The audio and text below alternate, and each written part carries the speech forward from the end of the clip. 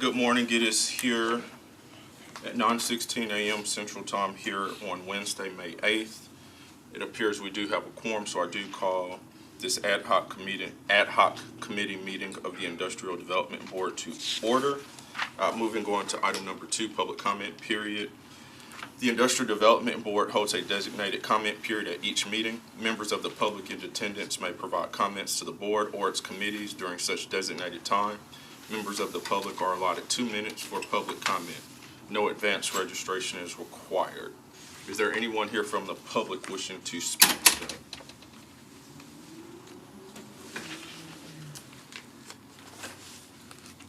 All right, as there is no one here from the public wishing to speak, I will move to close the public comment period. Moving on to item number 3, approval of prior ad hoc meeting minutes. We have the September 23 minutes as well as the March 13th, 2024 meeting. I'll give my colleagues a brief minute to take a look at those.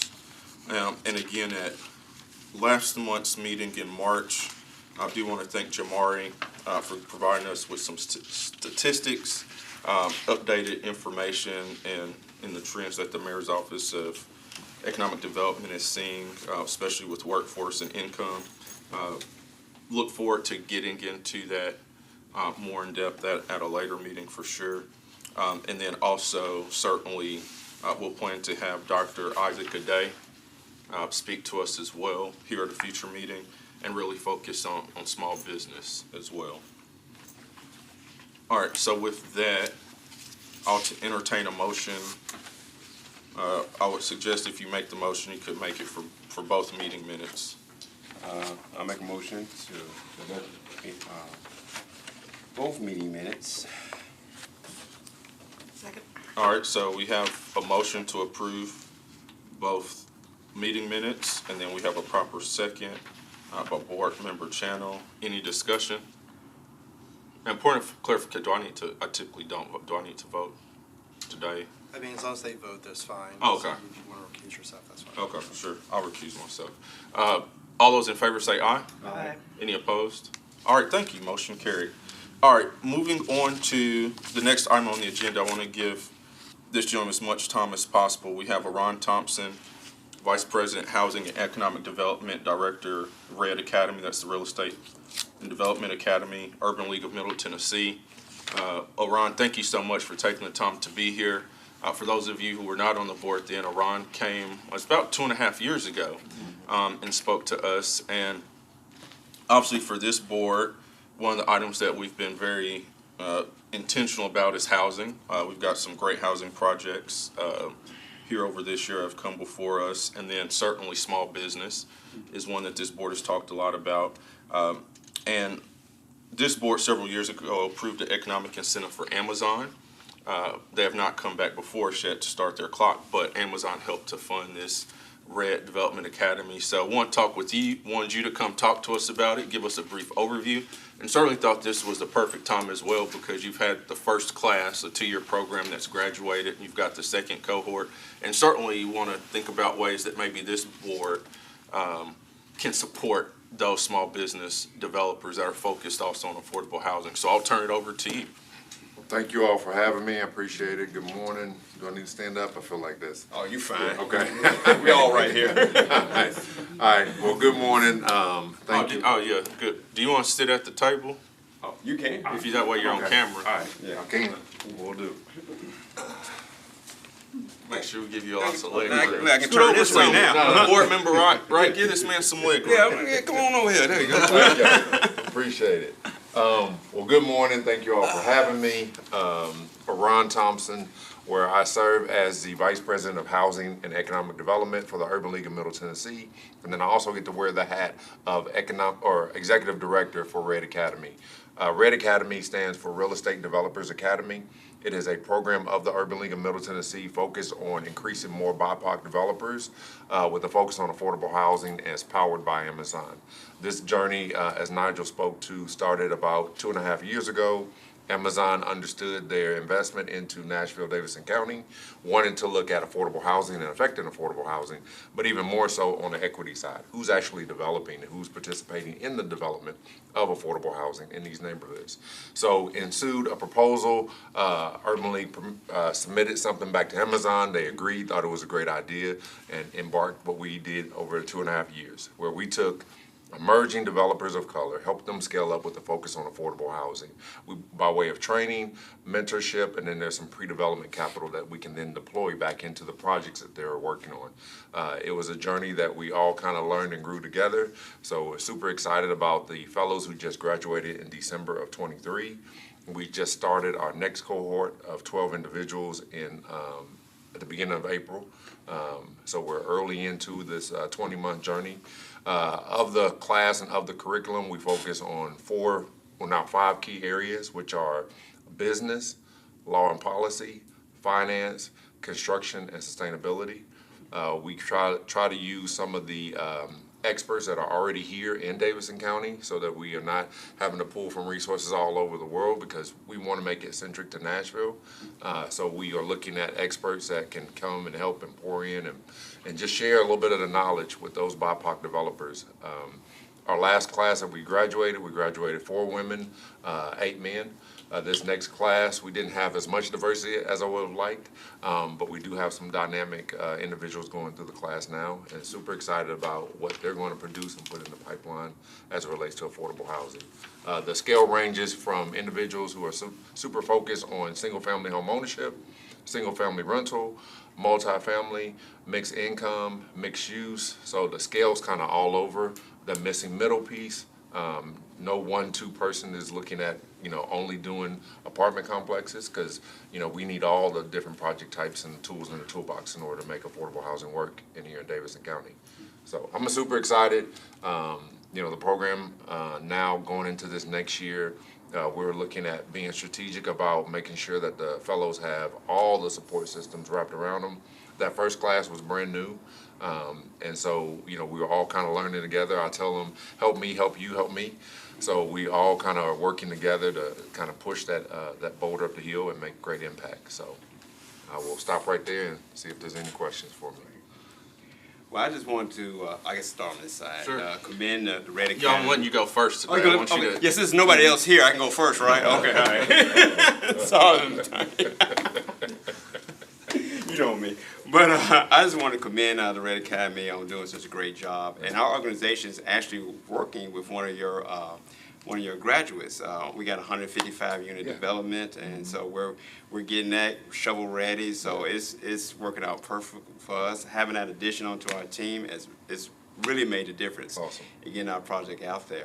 And I'm glad you got more, more classes. How many more do you see? Is this like, I can't remember, it's a 2-year course, right? 2-year class, 2-year classes. Yeah. So every 2 years you just continue on with the classes. Will you have Amazon support as you continue on, or is there like a stopping point where you guys will be just kind of on your own self-sufficient? Each class is on its own merit, so Okay. I think as long as we continue to do good, I'm hoping that our sponsor will continue to power us and support us. But that's really their decision to make. But if there are other sponsors that are out there looking and watching, we'd love to have you. I think the work is good. It speaks for itself. I didn't bring enough flyers, but I did want to mention that of the graduates who graduated. From just that graduating class, we're roughly going to have about 630 units of housing units in the pipeline, and that'll equate to roughly about $250 to $300 million of economic development back into Davidson County. That's what we need. Yeah. We need more of that, because how many units is out there? We need 50s. 50,000. 52,000. I'll tell you, the number keeps going back and Yeah. forth. It's probably up since the last time. Yeah. So Yeah. definitely great job. Awesome. Thank Gotta you. keep it going. Appreciate it. Yeah. And I'll go to Boardroom Channel if you have any questions. I don't have any questions. Or Just comment. for full disclosure, it's my 6th weekend. I'm now working at the Urban League, so Ron is now my colleague. Okay. So I'm learning more and more about the Red Academy from what I didn't know before. Want me to keep going? Sure. I know you're about to speak. No, go ahead. So I know. I go last. I loved how Ron said using the expertise in our county. And this is our ad hoc committee, and we last year started talking about our mission and vision and how we were going to be a part of the city more and building that ecosystem of not just in real estate, but other areas that we can touch. What can we do as the Industrial Development Board, as developers come to us, as other entities come to us, whether it's for bonds or other projects that come to the city, what can we do to help the Red Academy? That's a good question. The first thing I think is saying, if I always tell people the very low-hanging fruit is, come participate, come show up to a Red Academy class, so that way you can, be engaged and know who those fellows are and kind of what some of their projects that they're pushing out there. And then that way, if you like it, you can kind of spread the news about Red Academy. That's low-hanging fruit, easy to do. The second thing I'll say, if you know somebody who has some expertise in some area, form, or fashion that you think, would be good to come pour into these emerging developers, send them my way, because we'd love to, even if it's just a connectivity. Some people are not always teachers, right? But you may want to just say, hey, here's something that I've learned over my umpteen years of doing real estate development that I wanted to share and give back. That's an easy win. That's the next low-hanging fruit. The much bigger things I can think of right now, and I'll have to come back to the board if that's fine, is definitely, we can do more if we have more sponsors, more support, right? And so that is something that, we're tirelessly reaching out to other people or corporations or entities that are out there. I think also too, Amazon should not be the only corporate partner who cares about affordable housing and putting some skin in the game. And so that's, just simple things I can think of, but I'm sure there's more that I can't think of right now. But I'll be glad to come back and share. Anything else on that? Thank you, that's a great question. So, Chair, yes. I think we got a question from the. Okay. I Go go ahead. after you if you. No, go ahead. Yeah, thank you for the presentation. Quick question, with capital access always being a challenge for minority business owners, developers, does the program facilitate or offer any support for the participants to get access to capital? Yeah, so right now, based on just our programmatic piece, we have pre-development capital that they can tap into. Most of the time it's grant dollars, sometimes it's forgivable loan. It just kind of depends on what the structure needs to be for their project.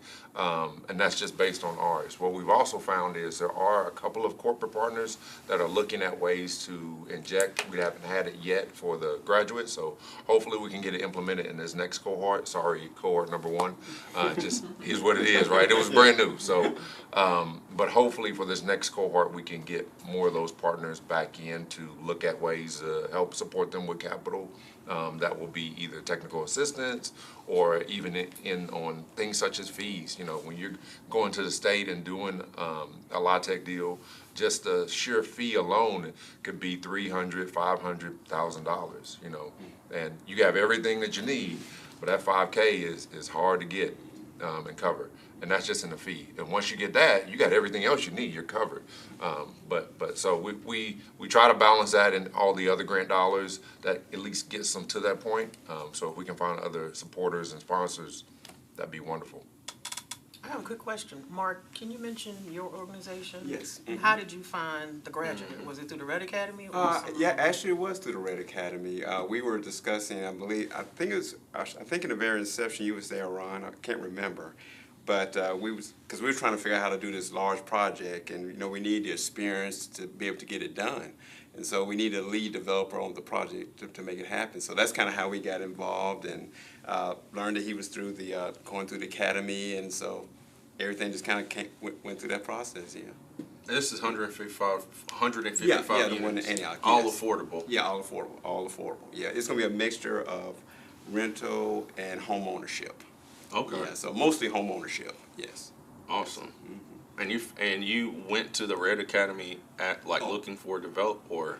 I'm trying to remember in my mind, did we go looking, or since I already knew about the program, Okay, it just kind of gotcha. just already connected, so I didn't have to go. I just knew the development was part of it already. Yeah. So I'm like, so I guess we did come Yeah, to the Red Academy, in a sense, yeah. to do it. So I mean, it worked out because without that experience, I won't put the name on blast, but without Sure. that experience, these major projects, and this one is a very large one. There's over 50 acres of land. The subdividing had to, it's like rural area, so you had to turn to a condominium plat.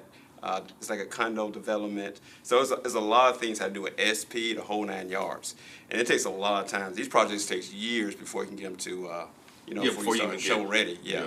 So that experience, and I'm pretty sure the developer on there, he gained a ton of experience and very large projects. So the next one, he's got all that under his belt. Yeah. So, I mean, it worked out great for him as well as for us. Yeah. You know, and I feel like I'm talking to the wall. I guess I can turn around now. I'm like, wait a minute, I'm talking to the wall. And a couple questions on my end. What is your application process like for people? I know you mentioned that these developers have experience. Yeah. So what's the application process like, and typically how many applicants you've done 2 classes of 12, Sure. typically how many applicants are you getting? Yeah, so the good thing is that there are plenty of people who want to be a part of Red Academy. That is awesome. But we don't have enough slots just based on sheer dollar Sure. amount that supports the program. So roughly when we open the application up, we roughly get anywhere between 50 to 60 applicants each time. And the first time that we announced it, we got 87, I think. Wow. Of those 87, probably 20 of them were disqualified because it was people from outside of our 9 counties that we serve. So the Urban League serves in Middle Tennessee, and so because of that, we look at the 9 counties in which we serve initially. So you have to be a resident of one of those 9 counties. So that first cohort, we had about 20, 30 people that were they were outside those county ranges, so they didn't qualify. And then we also look at identified courses by BIPOC. You also have to be within good business with the state of Tennessee and show your business credentials. You also have to, we don't look at necessarily, you have to solely be doing real estate development because work experience does have some validity to it, but you need to be in business for a couple of years so we can show that you do have an appetite to do this. You should have to show a commitment to be in affordable housing. You also have to identify kind of a pipeline of projects that you want to do and participate in. So those are, and then we definitely go deeper. We got an interview process. We look at financial background. We look at pro forma, your ability to get funding for a project. So we kind of look at it, across the board. But the big hanging fruit is be a resident of the 9 counties in which the Urban League of Middle Tennessee serves. You also have to identify as BIPOC. You have to be in good standing in the state of Tennessee with your business entity. And then you have to show some acumen that you are doing real estate development, at least, if not full-time, at least show that you are solely focused on doing real estate development. And how often, so if somebody gets into the program, what does that look like as far as meetings go and, Sure. and the process for the 2-year period? Yeah. So we try to meet every single Wednesday. The first class met every single Wednesday for 18 months. Oh, wow. So Okay. yeah, it was intense. And then this next class, we realized that was a little too intense, so we scaled it back a little bit. So we meet twice a month on Wednesdays, most of the time in person, but some virtual. Again, we have people coming from other counties. We also bring in speakers again, so if anybody's wanting to participate or wanting to be a speaker, we bring in speakers to kind of share what they do and their impact in Nashville. We also look at how, for our instructors, the people who are in this space doing it at scale and size, if they can come pour in. Some of those are the people that, are building a lot of these larger scale buildings around town. And then, anybody else who can, maybe there's a project tour, or maybe you want to take them to show a development deal that you're working on or how to pencil. So we try to give them every resource that possibly can exist.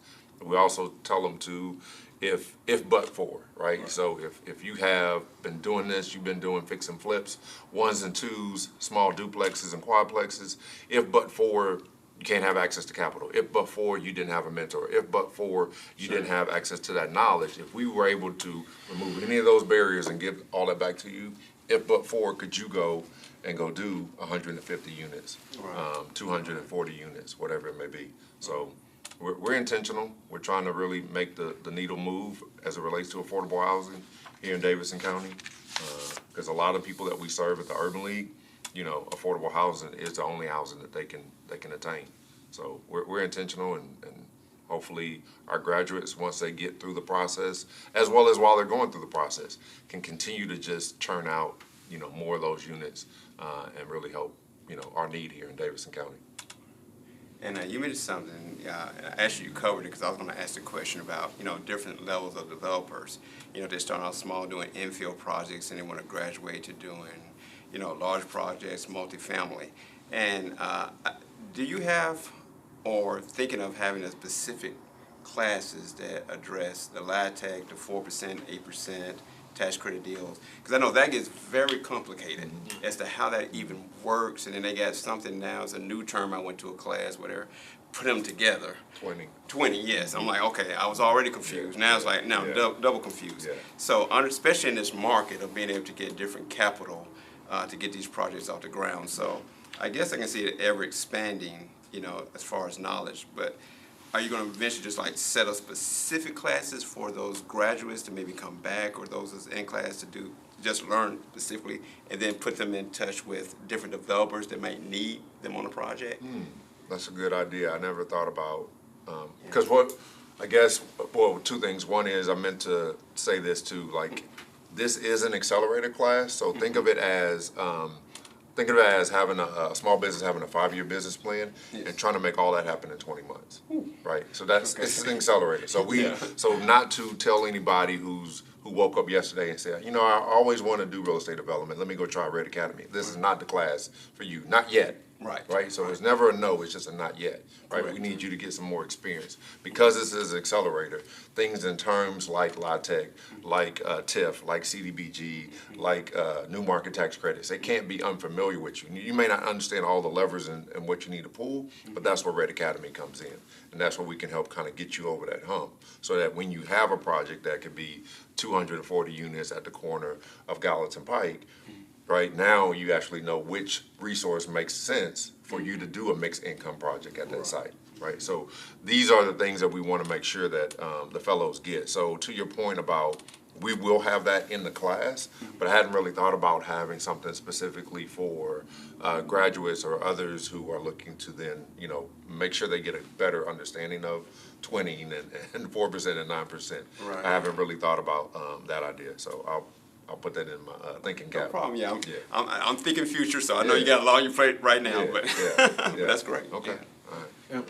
Funding for the programs, you said you would want more sponsors. Where is the majority of the funding? What all does that cover with the program? Yeah, that's all Amazon. So Okay. thanks for Amazon for Sure. being a partner and a teammate in this journey.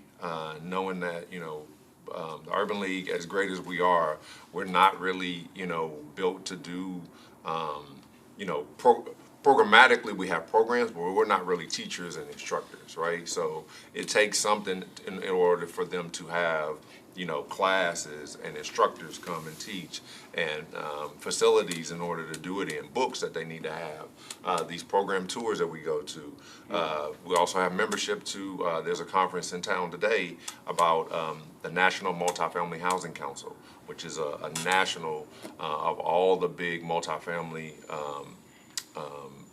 owners, operators, syndicators. They're all here in town for a meeting, just learning more information. Well, our fellows have access to go to that conference, right? So that costs. So so had it not been for Amazon, we can't really you do the work that we do. So thanks to them. When I talk about other sponsors, and Amazon is rightfully so this, but they want to be in Davidson County. Their HQ is here in Davidson County. They want to be in Davidson County. So we totally understand that. So the tool that we have, the program that we have, is here in Davidson County. But Urban League serves 9 counties. Okay. So it'd be awesome to take it to other counties and do work there and do the same type of programmatic. They're struggling with the same issues that we are, in affordable housing. So if we could go there, if there was a sponsor or somebody who's looking to say, hey, this would be great there, or be able to expand it, just based on the funding that we have, we're only able to do a max of 15. So how great would it be? Per class? Mm-hmm. Okay. Yeah, Right so now. how great would it be able to do, another class, or maybe even a tier below, right? So this is an accelerator program, maybe there's a tier below that can be supported and sponsored, that can get people ready for Red Academy. Tier 1, if we want to call it tiers, so maybe there's a tier 1, 2, and 3, that maybe there's funding there to do a tier 2 that can help people get ready for the tier 1 program. Right. So, there's other options. So even if we don't have it outside of Davidson County, even if we just focus on Davidson County, there were, again, of those 50 applicants that we got this last time, that's, 42 people that we had to tell, not 42, sorry, my math is wrong, 30 something, 35, 36 people that we had to tell not yet. And see, that's one thing, we need to find some more sponsors, because I hate, and those other 32, if you had the funding, they were ready for the class. And see, I should say, Well, they might have been ready for the lower tier. lower tier. Yeah, Okay. So, yeah. Yeah, I hate to turn them away because you never know. You might have a star in that class Absolutely. and Absolutely. 32. Yeah. So we need to find some more sponsors. Yes. More sponsors. Yes. Yeah. Well, we have some corporate companies coming before us here shortly. Okay. All right. We have a public comment period. Anybody's welcome to speak. Okay. All right. Appreciate the. But certainly, I feel comfortable bringing the program up to the companies coming before us today. What they do is up to them, but I feel comfortable bringing that up. And again, we have a public comment period open to anyone here shortly. Use that platform. I got it. What I understand the assignment. When you talk about the 5 key areas that you all focus on, what's one area in there, the expertise area, that you seem is most difficult for people in the program, and maybe where you need the more additional focus as you look at now in the second class of the cohort? Let me first start off by saying, and I'll make sure I've got the number right. Yeah. Yep. We had 112 guest speakers and 258 training hours total from our first cohort. So I don't know this to be true. I'm just speculating because I haven't really lived outside of 2 places in my lifetime. But to be able to call on some of these folks here in this community and they'd be willing to come in and pour in to the program, I think is exceptional. I don't know that there's any other city that would have just been open arms like that, to just like, I'll tell people all the time, I kind of expected a couple of Hollywood yeses, which is like, yeah, have your people call my people, right? And then they ghost you. They'll never, they never actually call you back. But I didn't get that from not one person that I talked to and asked. So, so thank you to all of the speakers, all the people who came and poured into that. To your point, when you talk about areas that, we were struggling to kind of inject and get more expertise in, I feel like the one that was a bigger lever to pull was as it relates to law and policy.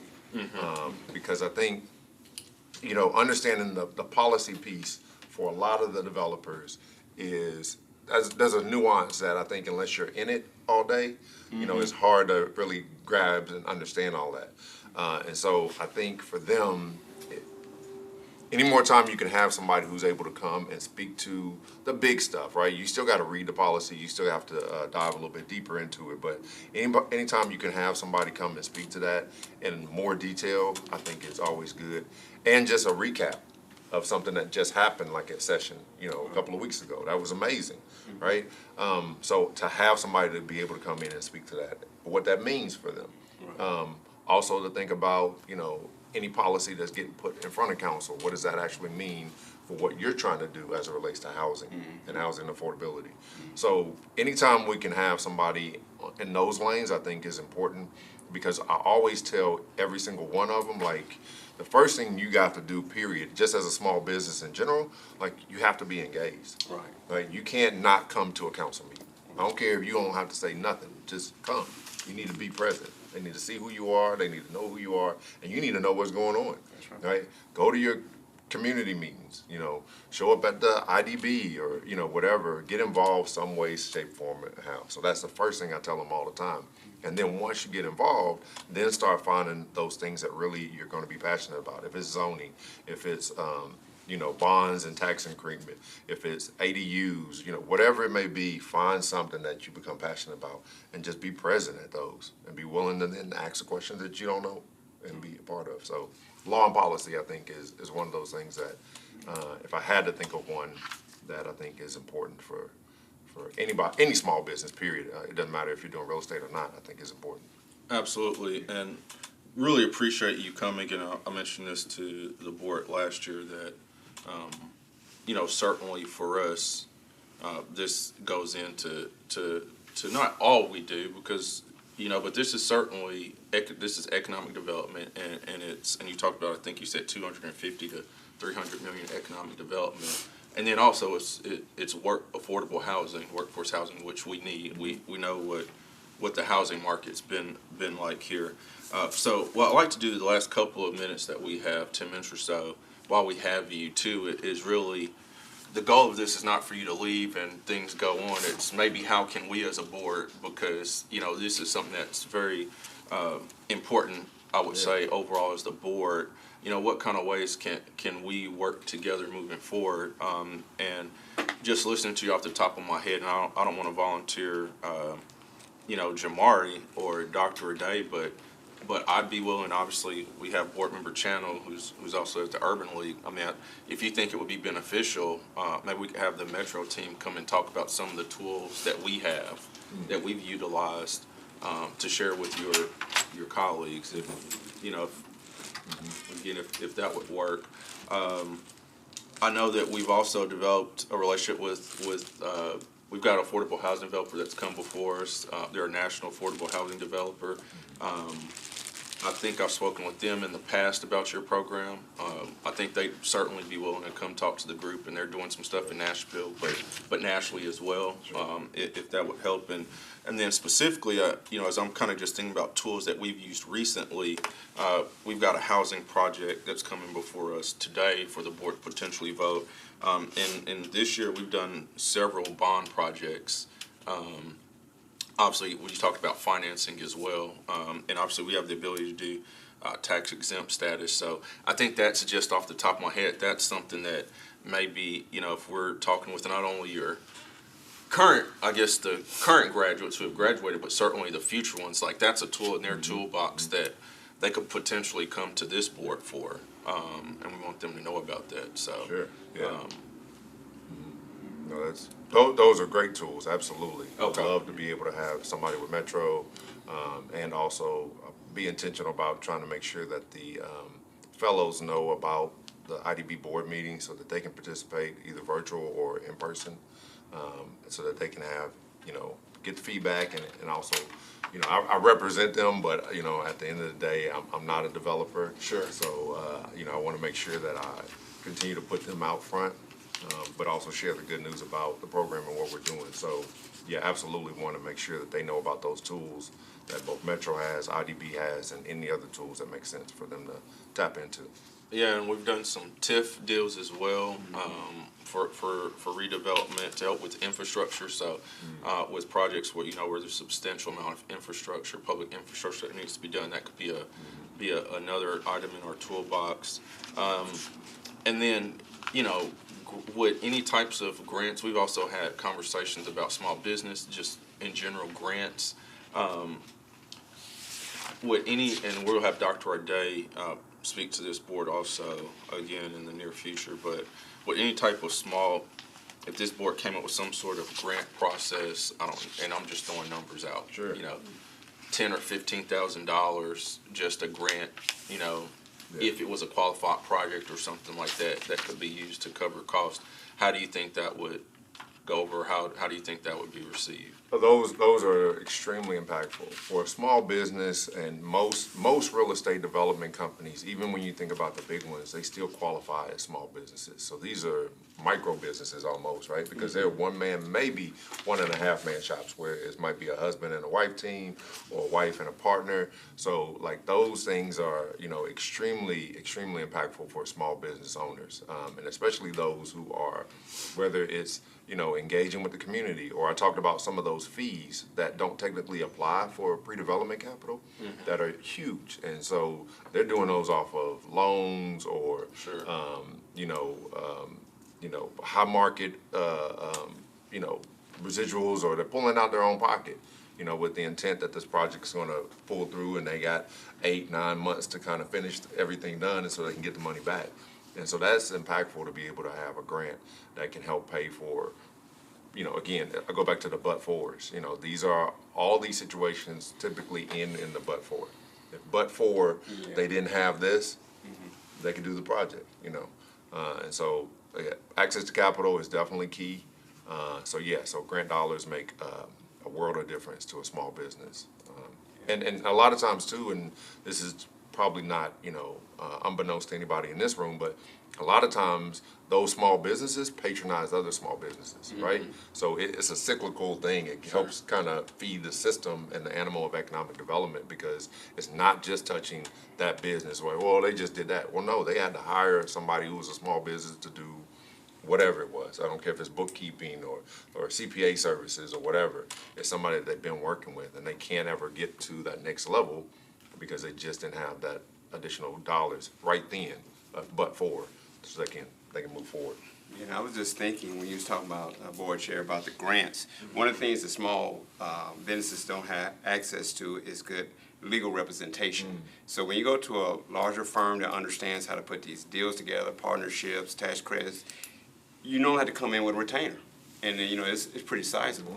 And a lot of small businesses don't have that retainer to put down. And if you don't have legal representation starting off, you're starting way behind because you don't even know what to do. So, like a $10,000, $15,000 grant, that can make all the difference in the world. With them being able to go get, legal representation, put an accounting firm, all those sort of things in place to give them, advice before they enter, because sometimes the deals are not good for you, and you need to know that before you enter them. And that's money, that you spend might not get back. But you need to have it. That saves you a ton of headache later on down the line. Yes, it does. If you can know for sure, like, I'm covered, I can get this done. Well, I think We'll just wait in the lobby. I think we can, you have a question? No, I just want to also offer, just as a reminder that you wouldn't know, Iran, this is an ad hoc committee of the full board. We're about to have our full board meeting in a few minutes. But one of the primary purposes of us forming this ad hoc committee was making sure that the full board was fully a part of the ecosystem of Nashville. So in addition to what you were saying about small businesses that provide and support each other, Nigel, in our future meetings, I hope that we make sure that we continue our discussions on how we as a full board are tapping into, making sure that we are, for the entities that come to us, particularly the large entities, are aware of the small businesses that are here that can serve as subcontractors, are aware that there are organizations that are in workforce development that can help them get employees for the large projects that they do. And that we, as a board, can make sure that they know that those businesses and also residents are available, so that, folks aren't trying to scramble, trying to find subcontractors. And one, we're making sure that subcontractors are getting the work here in our county, and our residents are getting the work as well, hired as employees. Yeah, absolutely, and that's why, like I said, I thought this was right up, our alley to have you come and fits in with what we're trying to do. So, I would encourage the members of this board too to continue, because a lot of what was mentioned today, we'll continue into future discussions, for sure. So I think really appreciate you coming. There's a couple follow-up items I think we can do in the immediate future that we just discussed, and certainly now you've got the relationship, so let's continue to move that relationship with the folks in your cohort and developers, because again, they're people of color and they understand the challenge at hand. So I have a couple minutes left. Board Member Channel, any other questions or comments for our guests? No. All right. Thank you, Iran. No, I'm good. All right. Well, with that, I want to thank you again, Iran. Really appreciate you coming. It won't be 2 years, I don't think, again, until we have you back. But really appreciate your time today. And like I said, we have coming up, so I'll defer to you on that. But if not, I have no problems bringing it up. All right. And then, as far as chair report, look, we're short on time. Again, I really appreciate everyone's time today on this ad hoc committee. I think we've got a lot of items to think about as a ad hoc, and we'll continue to move forward and look at ways to really focus on the small business, because that's been very consistent, loud and clear, which is why we have you today. We're right at here about 9:55. I don't anticipate our next board meeting will probably be June or July. Why? I'm sorry? Why so late? Why not you? June or July. Oh, okay, got it. Yeah, June or July. Okay. Depending on what we have coming up. And then with that, it is here right at 9:56. I will move to, we'll adjourn this meeting of the Ad Hoc Industrial Development Board. And I appreciate everyone's time. Have a wonderful day. Thank you. Thank you.